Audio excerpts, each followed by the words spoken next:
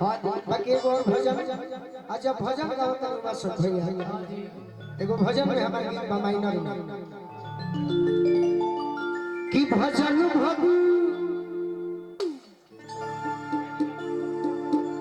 भजन भक्ति करे वाला अरे कबो निराश न होई भजन भक्ति करे वाला कबो निराश न होई भजन भक्ति करे वाला कबो निराश न होई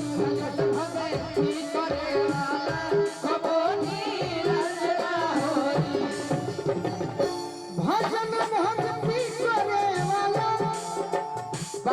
कबो निराश न होई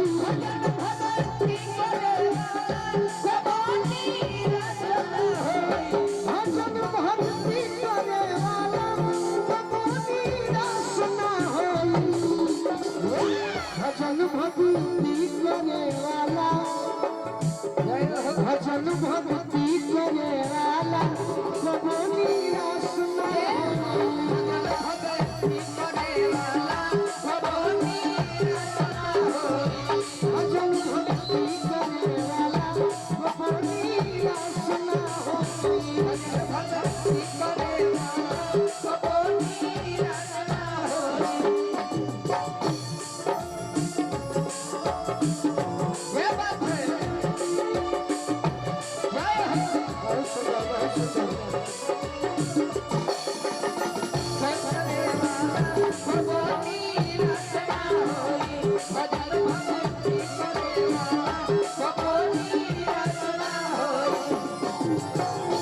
आज ठाकुरबाड़ी में महाराज जी हम लोग आए हैं। हाँ जी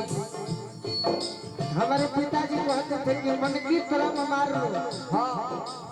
मन की तरफ मार लो बस हो गया भजन। हाँ हाँ आदत बुरी सुधार लो बस हो गया भजन भजन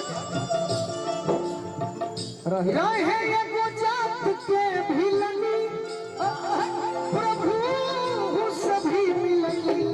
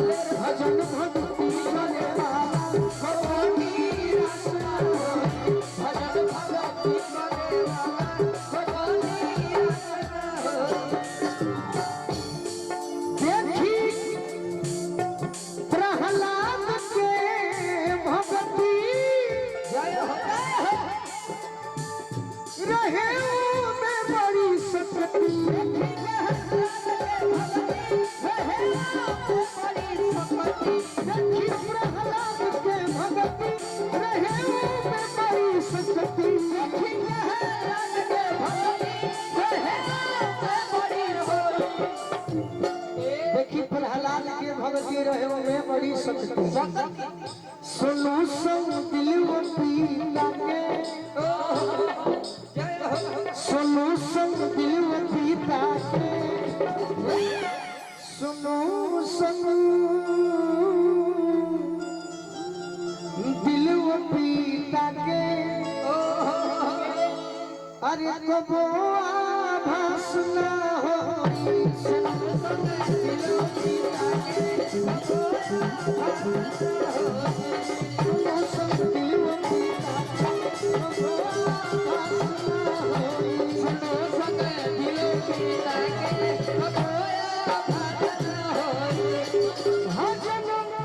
भजन भक्ति करे वाला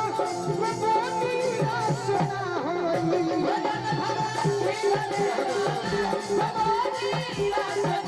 भजन भक्ति करे वाला भगवानी रचना होई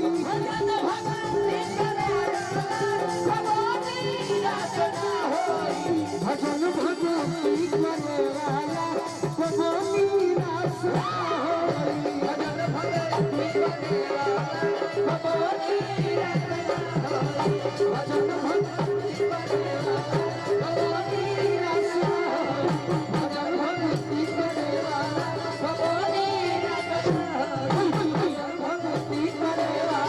भगवानी रचना होई भजन भक्ति करे वाला भगवानी रचना